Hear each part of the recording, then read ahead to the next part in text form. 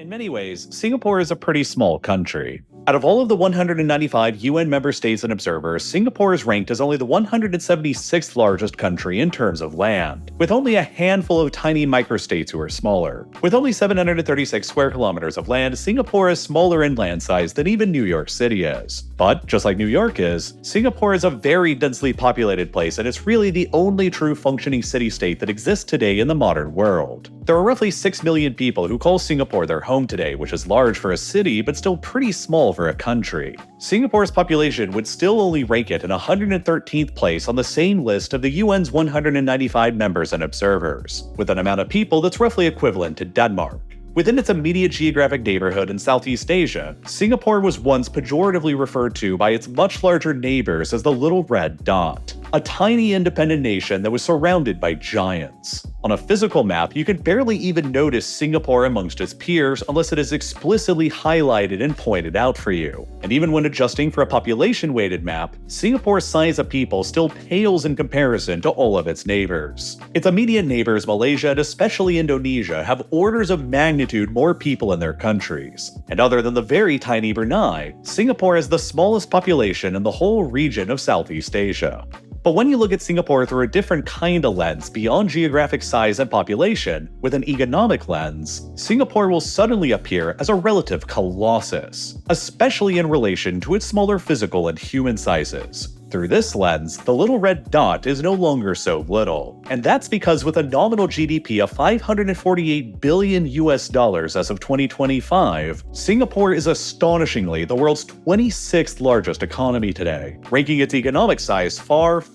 higher up in the rankings than its geographic and human sizes. To put this into perspective for you, the Singaporean economy these days is roughly the same size as Thailand's, a much larger country that is home to 11 times as many people. Singapore is in fact the 10th largest economy on the entire Asian continent when excluding Russia, despite it being only the 36th most populous country in Asia, which means that Singapore's economy is larger than all 25 of these other countries in Asia who have a larger population, including some notably very large countries like Pakistan, Bangladesh, the Philippines, Vietnam, and Iran. Perhaps most interestingly, Singapore's economy today is significantly larger than Malaysia's is, its immediate next door and much larger neighbor. And Singapore is the second largest economy in all of Southeast Asia behind only the gigantic Indonesia. However, despite Indonesia having a giant population of 274 million people, a whopping 45 times more people than Singapore has, the Singaporean economy is still about 38% the size of Indonesia's economy anyway. Consequently, as you'd expect, the Singaporean GDP per capita today is absolutely insane. As of 2024, it stands at an incredibly impressive $89,000, and ranks Singapore with the 5th highest GDP per capita in the entire world, remaining only behind Luxembourg, Switzerland, Ireland, and Norway, and putting Singapore even ahead of the United States. And perhaps even more astonishingly, Singapore's GDP per capita is now significantly higher than what is seen in the United Kingdom, their former colonial-era overlord. The median wage in Singapore also currently stands at an impressive $46,000 a year, which is also higher than the median wages that are currently seen in the United Kingdom, that stand at only around $44,000 a year in comparison. Singapore has also emerged today in the 2020s as the 5th largest concentration of the world's wealthy people, with more USD millionaire residents than anywhere else on Earth other than New York City, Tokyo, San Francisco, and London. With a current millionaire population of around 240,000 people, roughly 1 in every 25 people who lives in Singapore today is a millionaire, among the highest ratios of wealth seen anywhere in the world today. And according to the Global Financial Centers Index since 2023, Singapore has managed to position itself as the world's 3rd most significant global financial center, remaining only behind New York City and London, and outclassing every other city to be Asia's leading center of finance in the 21st century.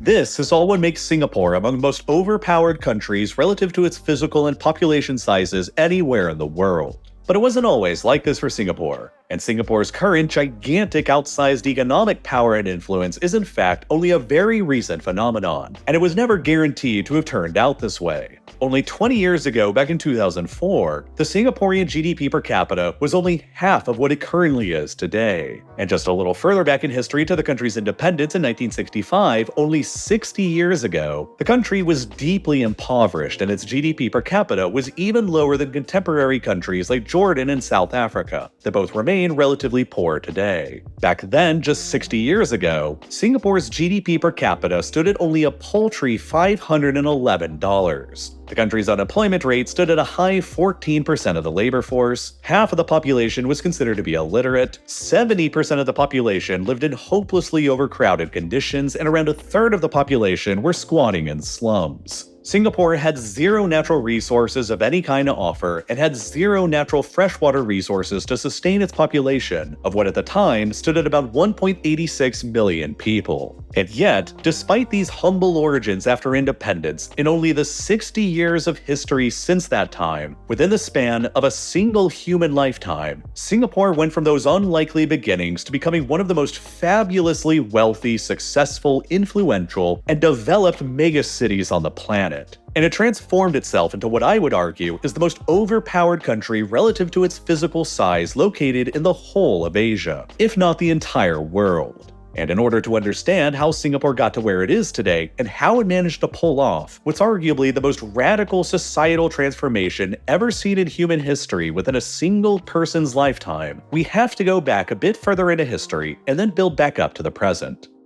For most of human history, the island of Singapore was basically a sparsely populated village until its geographic potential was realized by Sir Stamford Raffles, a colonial official of the British Empire. He managed to secure control over Singapore in 1819 and turn it into a British colony, and into what is known as an entrepot, an intermediary port where goods are brought to from elsewhere in order to be collected and shipped off somewhere else. Raffles and the British both understood Singapore's strategically valuable location directly along the Strait of Malacca, the shortest maritime trade route between China in the east and India and Europe further to the west. Singapore was built up as a free port by the British during the colonial era, meaning that there were no taxes or customs duties imposed on ships and merchants doing business there, which, combined with Singapore's strategic location between the east and the west along one of the world's most valuable trade routes, caused its population to quickly begin soaring, as merchants and traders from across the region and from across the world all sought out their fortunes there. As a result, Singapore developed throughout the colonial era into a bit of a cultural melting pot, with large numbers of ethnic Chinese, Malays, and Tamils from India all settling there. While the ethnic Malays were the indigenous community of Singapore and of Malaysia, by the early 1960s, when the colonial period on Singapore was starting to come to a close, about 75% of Singapore's population were ethnic Chinese residents, due to the past several decades of trade and migration patterns under British rule, while only about 15% were ethnic Malays and the other 10% were ethnic Tamils who had come from India. This made Singapore a uniquely Chinese majority and ethnically diverse territory at the tip of the Malay Peninsula in Southeast Asia. And save for a brief period between 1942 and 45 when it was occupied by Japanese forces during the Second World War, Singapore was continually under British colonial rule from the time of Raffles' arrival in 1819 until a century and a half later in 1963.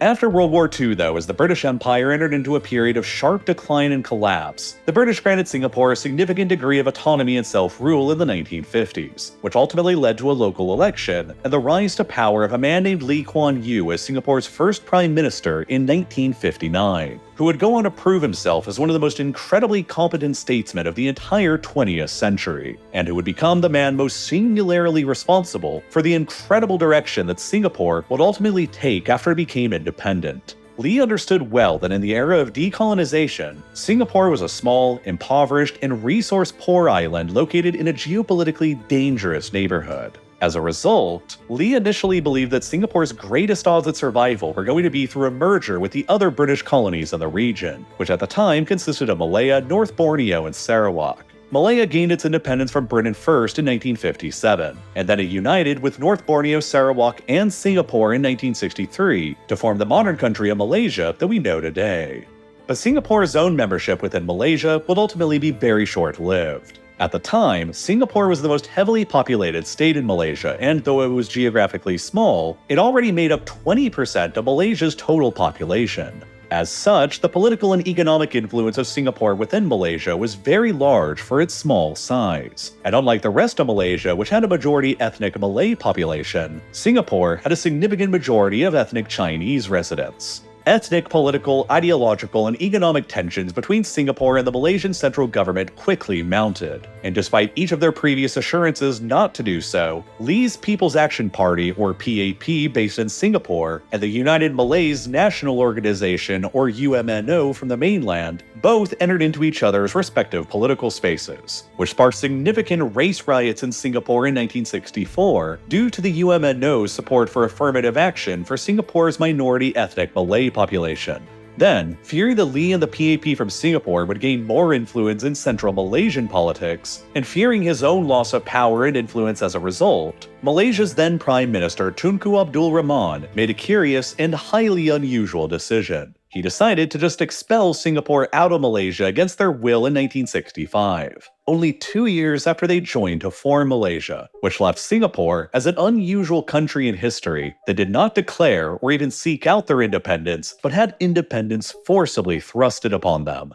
To most Singaporeans at the time, the expulsion from Malaysia was viewed as being effectively a death sentence. The country's future was deeply in doubt and uncertain, and there were almost countless problems that seemed insurmountable to overcome. Singapore was a small and overcrowded island home to more than 1.84 million people. They had no available room to build out into, and the infant country was rocked with high racial tensions between the various communities who call the island home: the Chinese, Malays, and Tamils. Singapore had never been its own country at any time in the past throughout all of human history, and it was entirely a product and legacy of British-era colonialism, meaning that there was initially no sense of patriotism or common identity to keep the country's population together. The unemployment rate stood at about 14% of the country's labor force. Around half of the population was considered to be illiterate, and a third of the population were squatters in slums that had been built out on the fringes of Singapore. The country had absolutely zero natural resources of any kind, including any freshwater resources. It was cripplingly dependent on water imports from Malaysia, the country that had just kicked them out, to be on their own, and it had to import virtually the entirety of their energy resources from abroad as well. Their infrastructure was still heavily damaged by the fighting of the Second World War, and to top all of those problems off, the British Navy, which had once been the main driver of the island's economy with their major naval base there, had already fully withdrawn from Singapore after it had merged with Malaysia and was no longer there to offer any further economic aid. Singapore was left on their own with all of these internal problems and a hostile Malaysia immediately to their north, along with an aggressive and potentially expansionist Indonesia immediately to their south, both of whom had vastly larger populations and resources available at their disposal. Little wonder then that most Singaporeans at the time believed that their ejection from Malaysia was a death sentence, and hardly anybody back then could have ever predicted just how spectacularly Singapore would overcome all of those formidable odds that were stacked up against it. But Singapore's greatest early strength was its strong leadership through Lee Kuan Yew and his PAP. Shortly after Singapore was ejected from Malaysia, much to Lee's dismay, his resolve to keep Singapore alive and thriving despite the odds was summed up when he was quoted as saying, "In a world where big fish eat small fish and where small fish eat shrimps, then Singapore must become a poisonous shrimp in order to survive." End quote. An early foretelling of the often fanatical survival instinct that was forced onto Singapore, and which became a deep part of the new nation's psyche and culture right up through to the present.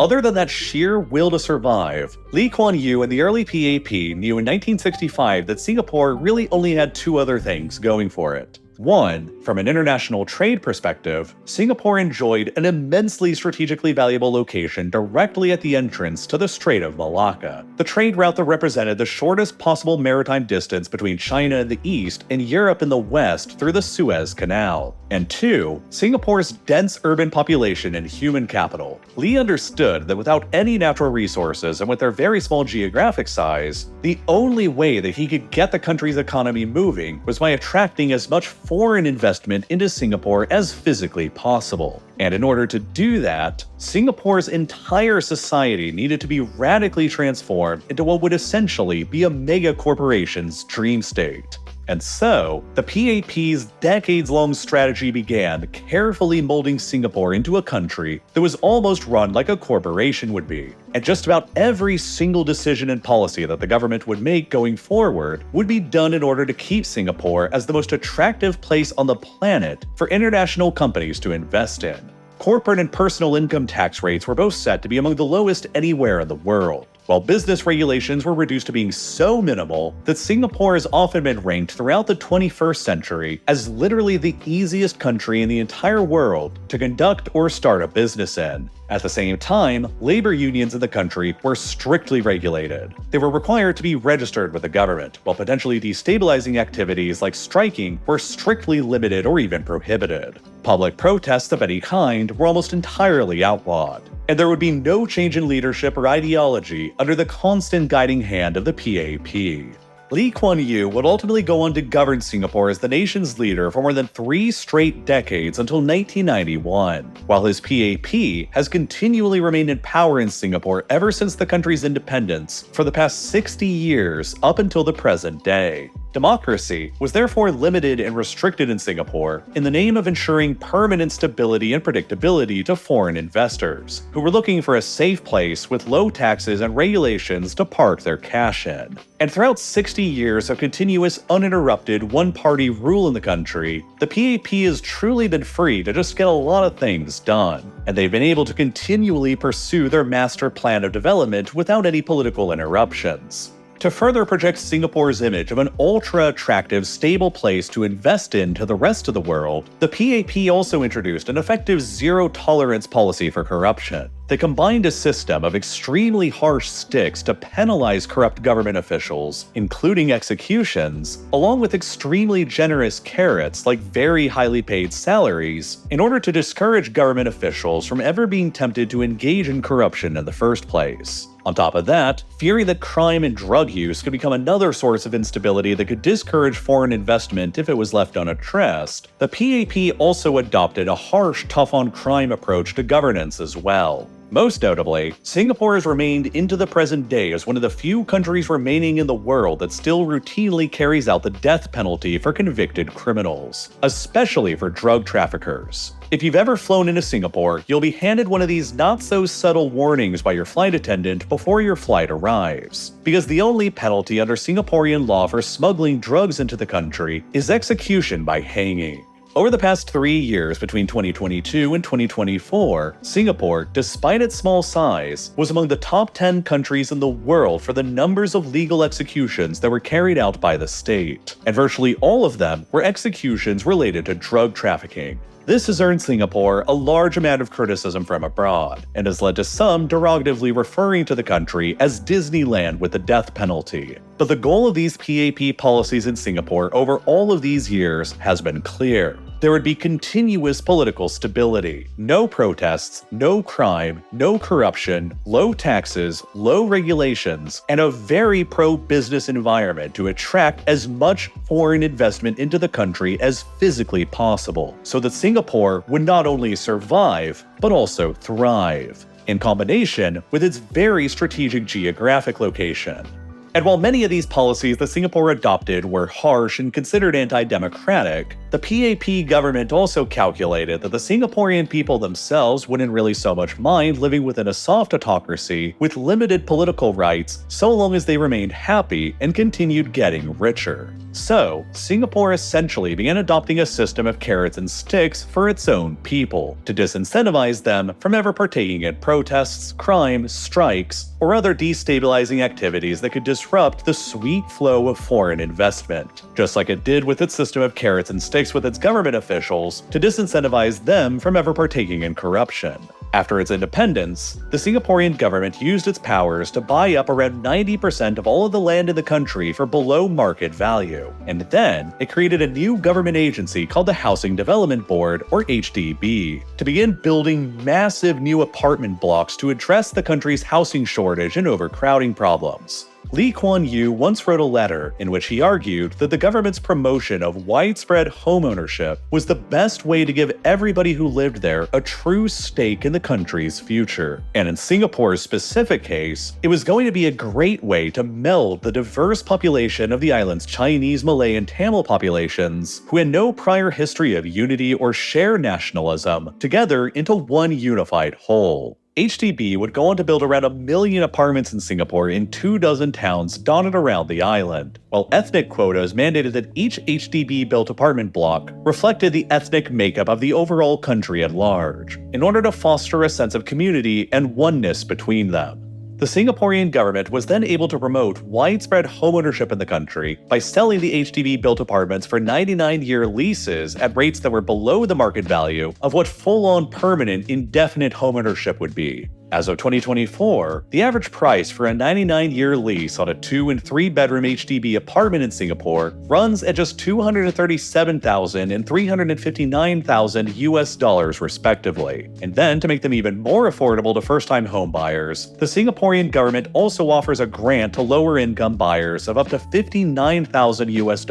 that they can deduct from the overall home value. On top of all of that, the Singaporean government also implemented a mandatory savings program managed by a new government agency that they called the Central Provident Fund. This program made it mandatory that Singaporean workers always saved 20% of their monthly salaries at a minimum, and then those workers would be allowed to draw those savings down in order to use as a down payment on an HDB-built apartment. And then they could use what remained of their mandatory savings to make some or even all of their monthly mortgage payments as well. As a result of this whole program, Singapore has managed a homeownership rate that is the envy of the world today. 88% of the country's total housing supply today is directly occupied by their own owners, which is far ahead of the vast majority of the rest of the developed world, and is significantly higher than the rate seen in the EU, the UK, the US, or Germany. And it is a strategy that has earned the governing PAP an enormous amount of goodwill and loyalty from Singapore's citizens. And it's not even the only way that the government has taken care of them either.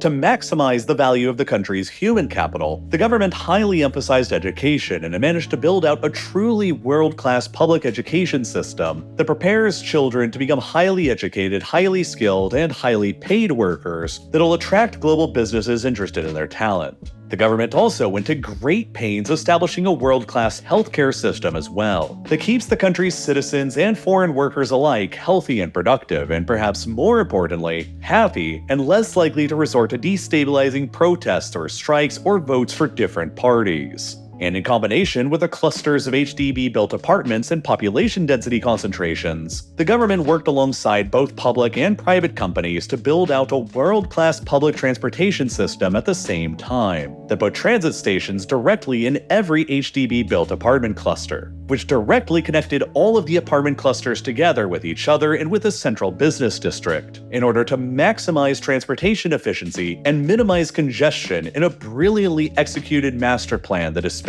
over decades of time under continuous PAP leadership.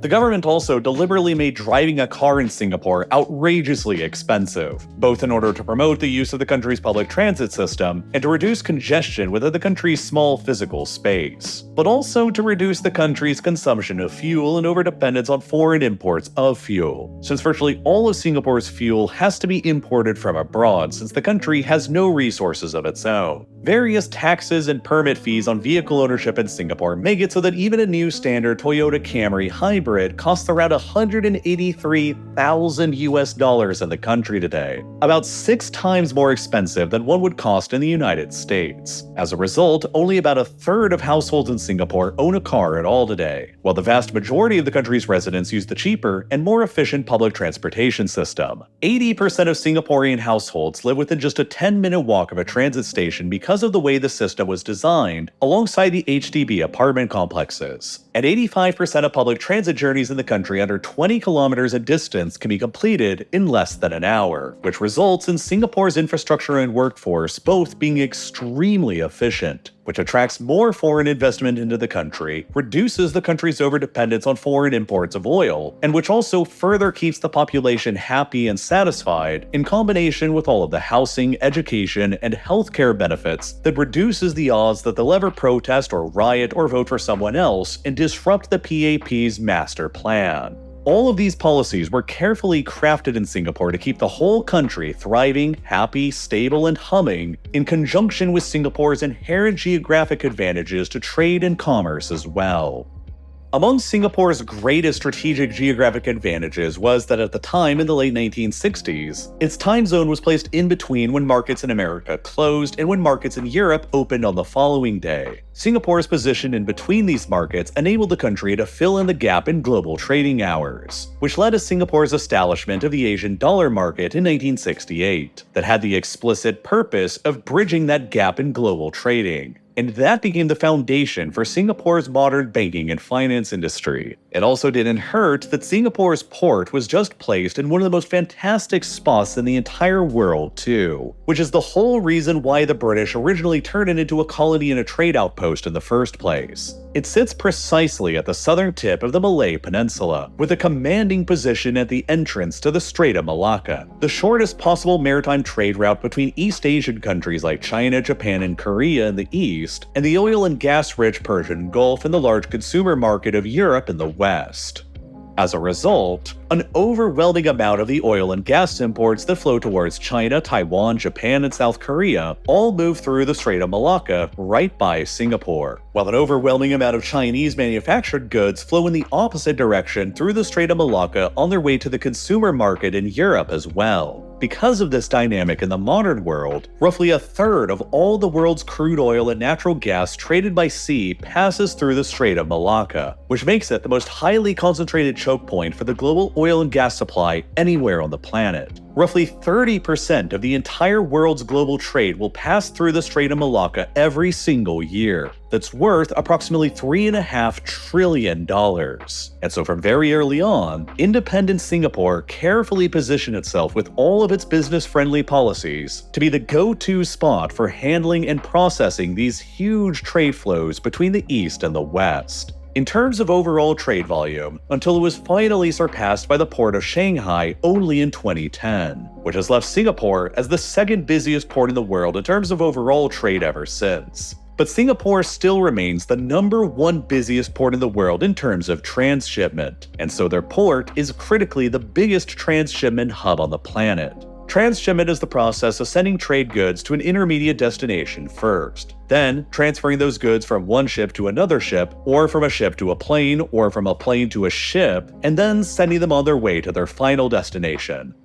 Because of Singapore's strategic location directly at the most critical choke point of trade between East Asia and Europe, it was already the go-to intermediate point for traders in Asia and Europe to ship their goods to first, before transferring them onto other vessels going in both directions. But following Singapore's independence from Malaysia in 1965, the government took significant steps to exacerbate this geographic advantage even further. The government in the post-independence era knew that Singapore's geographic location granted it the potential to become a major aviation hub as well, with high layover demand between East Asia, Australia, India, West Asia, and Europe. And so, in the late 1970s, they started painstakingly building out and designing the new Changi International Airport to have as many amenities as physically possible. That way, layover travelers flying between East and West would be attracted to layover through Singapore over anywhere else nearby, not only because of its natural location and safe and stable political environment, but also because of all of its nice amenities that made traveling through Singapore a desired destination in its own right.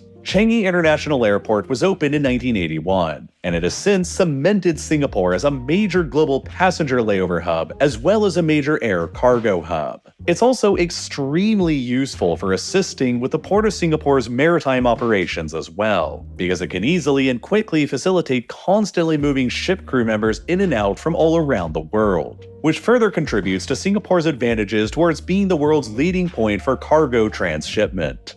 And then, to multiply all of these advantages even further, Singapore's government realized early on that their position along the busiest maritime choke point in the world, with the world's highest density of maritime traffic, gave them an enormous amount of potential customers passing by who would be in need of fuel. And so, Singapore essentially transformed themselves into the world's largest gas station in order to service all of that traffic. Companies in Singapore are able to import, refine, and store enormous volumes of ship fuels like marine diesel, also called bunker, and then sell those fuels to ships passing by between Asia and Europe, much like a gas station on land would, but on a vastly larger scale. Singapore is by far the largest refueling port for ships anywhere in the world today, and it supplies roughly 5 times as much fuel to the maritime industry as the second largest refueling port in the world does at Rotterdam in the Netherlands. Because of this huge advantage in its own internal stability and business friendliness thanks to the guiding hand of Lee Kuan Yew and the PAP, Singapore managed to acquire the outside investment needed to rapidly build up its own domestic oil refinery capabilities to service the maritime traffic passing by. And it eventually got to the point where today Singapore routinely ranks among the top 15 countries worldwide by oil refinery capacity, despite its small population and land size. And this is key to understanding how Singapore has managed to become so overpowered today.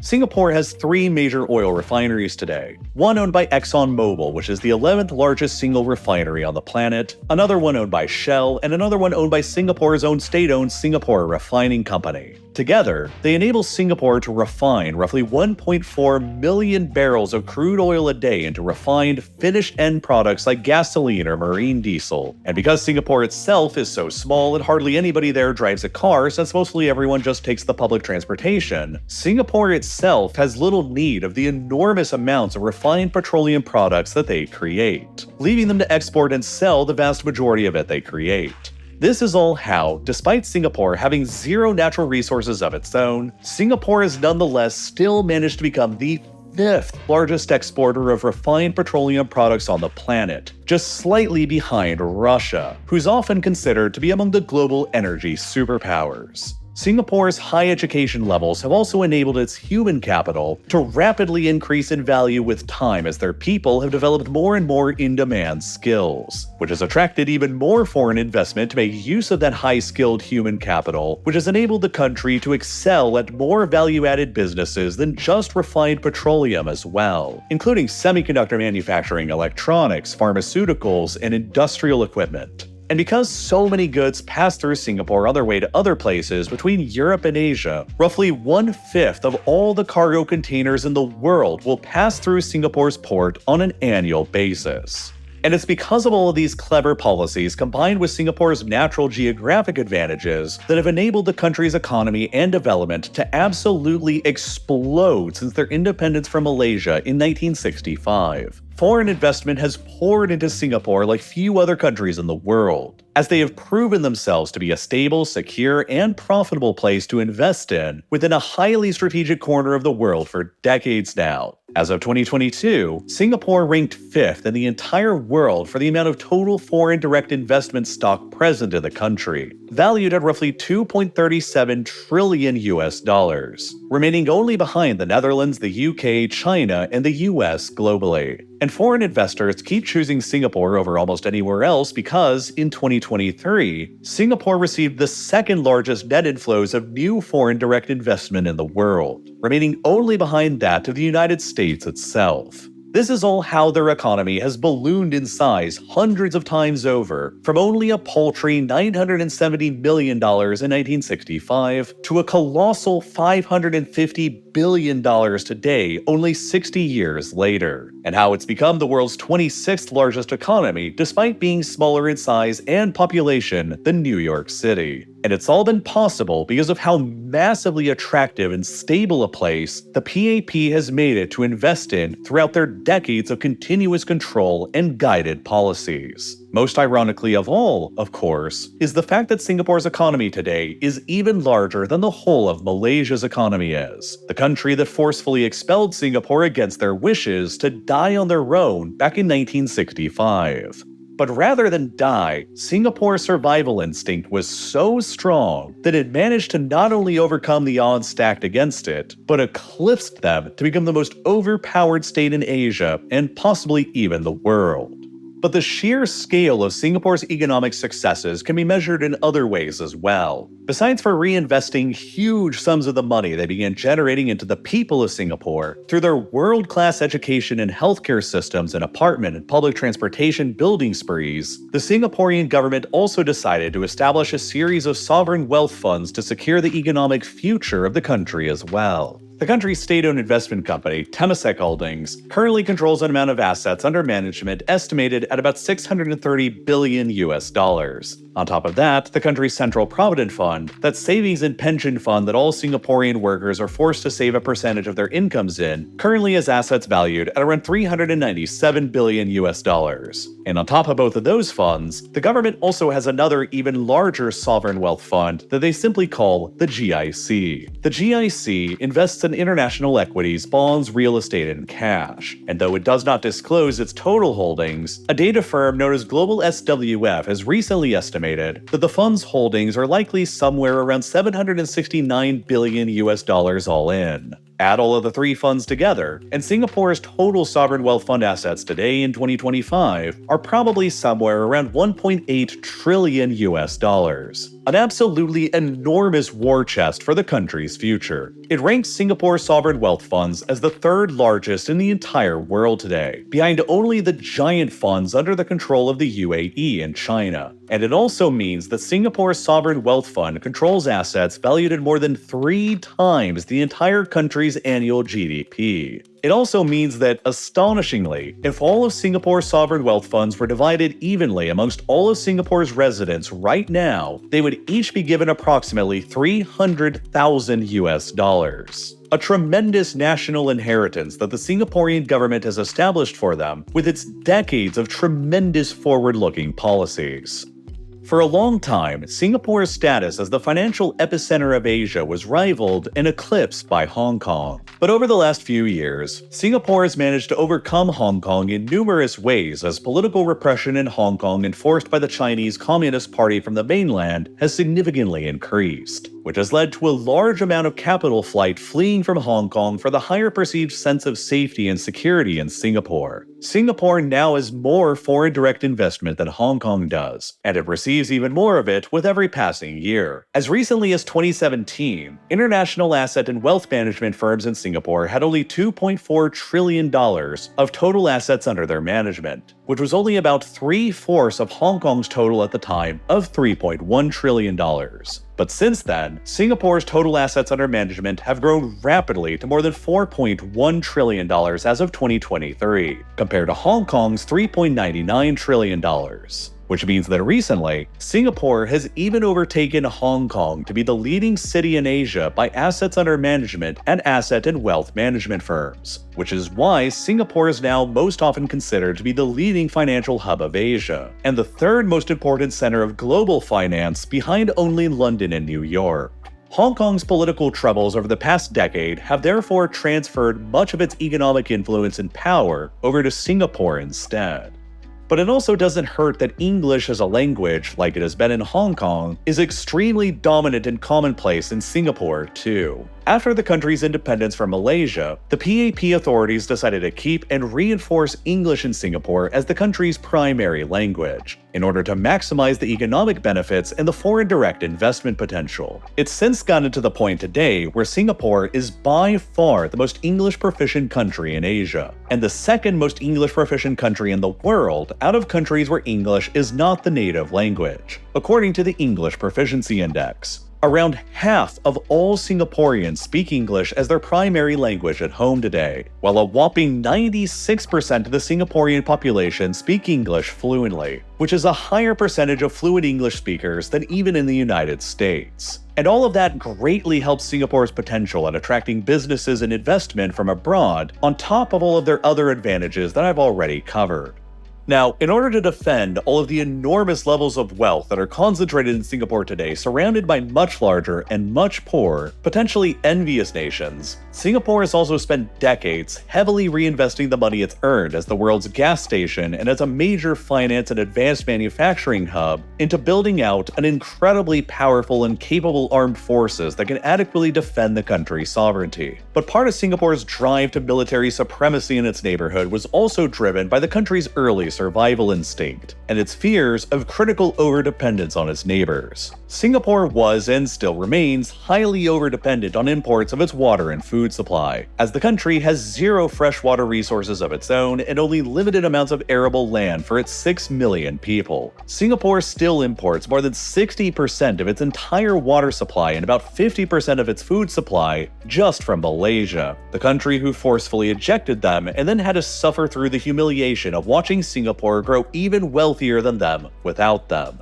From time to time, Malaysia has weaponized this leverage they have over Singapore by sometimes threatening to halt their water and food deliveries or to increase prices, which has frequently led to drama flaring up between them and even nearly came to war more than 20 years ago back in 2002. In order to reduce their overdependence on Malaysia for their water and food, the Singaporean government has poured cash into diversifying its water supply through new water desalination plants, rainwater recatchment and storage facilities, and wastewater treatment and recycling plants. However, nearly all of Singapore's water that is still imported from Malaysia, which represents about 60% of Singapore's total water supply, comes from the nearby Johor River under the terms of a 99-year-long water supply treaty that was signed in 1962 just before Singapore initially joined with Malaysia. That treaty is now set to expire in 2061, just 36 years from today. And fearing the worst, the PAP's stated goal is to achieve full Singaporean water self-sufficiency by the year before that in 2060, through more desalination, wastewater treatment, recycling, and rainwater recapture.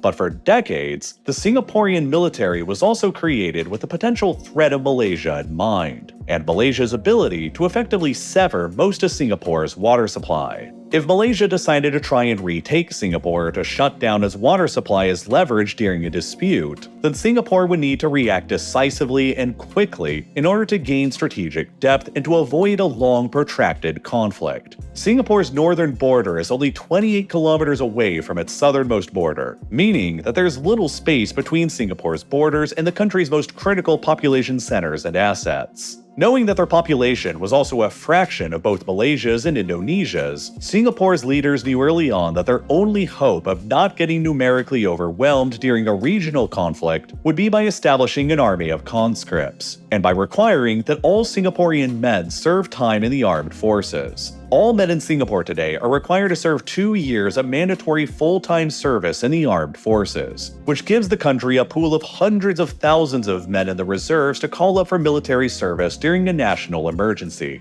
However, calling up hundreds of thousands of Singapore's workers during a conflict would be a significant part of the country's relatively small labor force, which would devastate the economy and scare off foreign investors, the lifeblood of the country's economy, if it went on for too long, and thus Singapore's need to win any conflict quickly and decisively if it were to ever happen, and to ideally deter anybody from ever even thinking about launching a war against them in the first place. In order to deter Malaysia to maintain a credible enough threat that they could quickly secure their water supply from the Johor River and advance onto the Malaysian capital at Kuala Lumpur during a conflict, Singapore has invested heavily into a major mechanized armor force. The country now has 170 main battle tanks in its arsenal, which is 3 times as many tanks as Malaysia has, while Singapore also maintains an inventory of 940 mechanized infantry fighting vehicles, compared to Malaysia's 635 total. To put that into perspective, Singapore, a country of only 6 million people, has more tanks in service in their armed forces than the entire United Kingdom currently has. And Singapore's outsized inventory of tanks are far from the only reason why Malaysia or other countries would be deterred from ever trying to attack little Singapore. The city-state has also been able to afford to build out a very modern and capable air force, with 59 American-made F-16 fighters, another 40 F-15 fighters, and most notably, they've placed orders to purchase at least 20 state-of-the-art F-35 fighters from the United States as well, which will make them the very first and so far only country in the whole of Southeast Asia that'll be equipped with them. That fact alone will make the Singaporean Air Force the most capable and advanced in all of Southeast Asia. But even without the F-35s, the Singaporean Air Force still has just as many fighter aircraft in its fleet as both Malaysia and Indonesia do combined. Its 2 much larger neighbors. Adding in the F-35s and all of Singapore's advanced service to air defenses means that in any potential conflict with its neighbors, Singapore would almost certainly be able to maintain aerial supremacy, which further disincentivizes anyone from ever really even thinking about trying, and especially disincentivizes Malaysia from ever seriously threatening to really apply their leverage over Singapore's water and food supply. And even if a conflict were to take place, the PAP has also guided Singapore's development to transform itself into a fortress if the need ever arose. Two of the primary highways running through Singapore were designed to be quickly transformed into runways for military aircraft should the country's air bases be neutralized during wartime, while every home and apartment in the country that's been built recently after 1997 has been mandated to have personal bomb shelters included in them.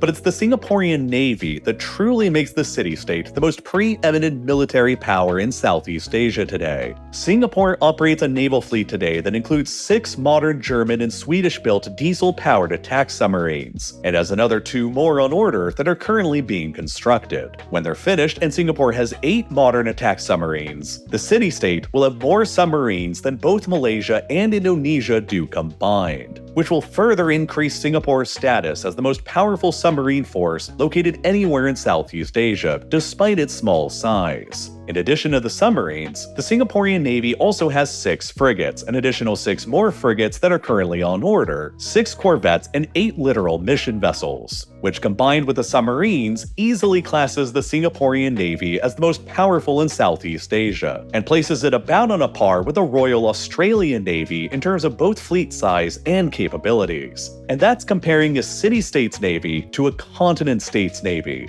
All in, the Singaporean military budget as of 2024 is approximately $15 billion, and the country spends about 2.77% of its total GDP on the military, which places Little Singapore within the top 23 highest military budgets globally, and puts Singapore's military spending about on a par with Turkey, a country with 14 times as many people. Perhaps more importantly, Singapore spends even more on its military than both of its much larger neighbors do combined, Malaysia and Indonesia. As a result of all of this, with Singapore controlling the most capable and well-funded armed forces in all of Southeast Asia, despite being the region's smallest country in terms of territory, Singapore is often regarded as the most heavily militarized country in the world today, with more soldiers, tanks, aircraft, and warships per square kilometer of territory than any other country in the world, which further lends credence to Singapore's status as the most overpowered country in Asia, and possibly in the entire world. The military's massively outsized power also sends a very clear signal to the lifeblood of the Singaporean economy, the foreign investors, that their investments and capital stored in Singapore will not only be safe, protected from within, but will also be safe and protected from beyond as well, further solidifying Singapore as an ultra-safe location to invest and to do business in. But the scale of the military is not only intended to send this message to foreign investors and to keep Singapore safe and stable from potential regional aggressors. It's also designed to try and reduce the risk of the greatest looming threat to Singapore's future of all from ever happening: the growing risk of a war erupting between the United States and China over Taiwan, and them then forcing Singapore to painfully choose a side between them.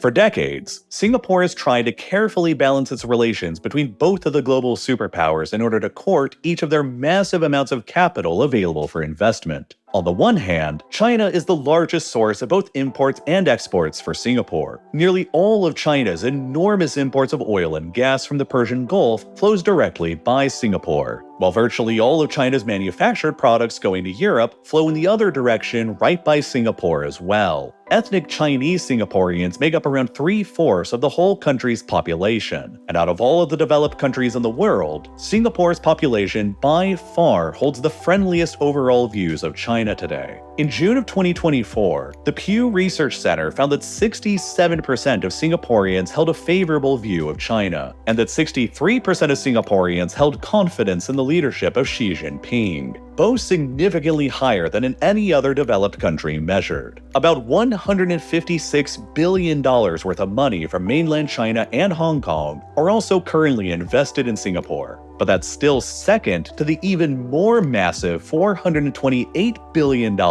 that's currently invested in Singapore from the United States.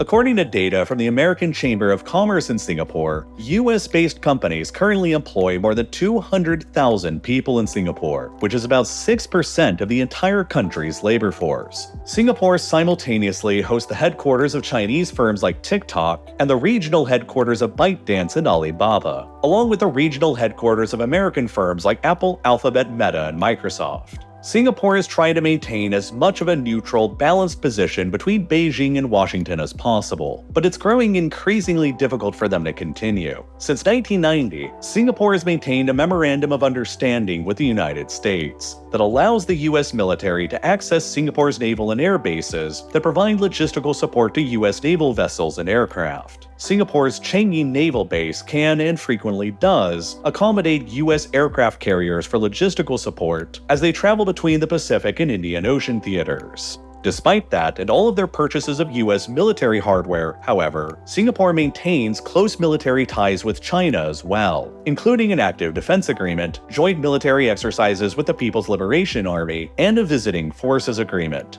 In the worst-case scenario then, if a conflict erupts between the United States and China in the near future over the status of Taiwan, both Beijing and Washington will be likely to try and pressure Singapore into choosing a side between them, because of Singapore's strategic location and military potential. Singapore controls the gates through which virtually all of China's imports of oil and gas flow through, and China will do whatever it takes to keep those gates open, while America will do whatever it can to seal them shut in a conflict scenario. If the US pressured Singapore to apply economic sanctions against China, then Chinese capital and money would rush itself out of the country and crush the economy. And on the other hand, if Singapore refused to cooperate with American sanctions, then America could just impose restrictions on Singapore's own access to the US dollar financial system, which is the backbone of Singapore's banking and finance industries that would also crush the economy. It's a horrifying prospect for the country that has so successfully ridden the wave of globalization over the past 60 years since it was ejected against its will from Malaysia.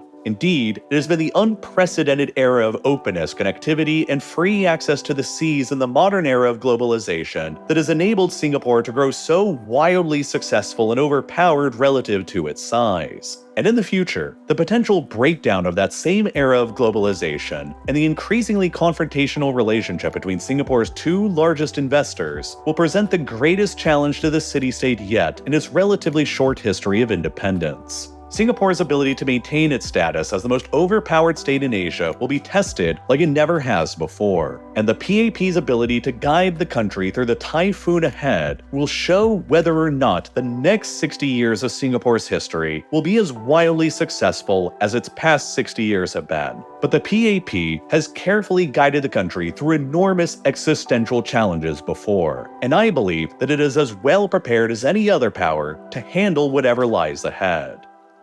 Now, there's a lot of data that goes into producing these kinds of videos. Whether it's visually showing the scale of Singapore and other countries from an economic size perspective, detailing how Singapore and Hong Kong's assets under management stack up, or showing you how the air forces of Singapore, Malaysia, and Indonesia all compare with one another, the ability to actually visualize raw data like this on the map instead of just reading about it in text format is exactly what makes learning about these kinds of complicated geopolitical subjects so fascinating to me. And it's why the Exploring Data Visually course is one of my favorite courses that I've ever taken with this video sponsor, Brilliant. They start out by teaching some real bare-bones fundamentals through interactive exercises and straightforward explanations. Then as you progress, they bring these small concepts together into the bigger process. And soon enough, you have a decent grasp of what originally seemed like a daunting subject. And the same goes for all the other subjects they cover too, from calculus to AI to computer science, advanced physics, geometry, and much more. I think that Brilliant is perfect for the kind of person who genuinely loves understanding new things, as they get you to the level where you can apply the concepts you learn into your everyday life. And they also make learning super practical too. Their courses break down into short segments of only about 15 minutes, so you can easily use their app to make steady progress in learning while you're commuting or have some free time. So, if you're the type of person who loves learning new things, you can try out everything Brilliant has to offer for free for a full 30 days by clicking the button here on your screen right now, or by visiting brilliant.org/RealLifeLore, or by clicking the link down below in the description.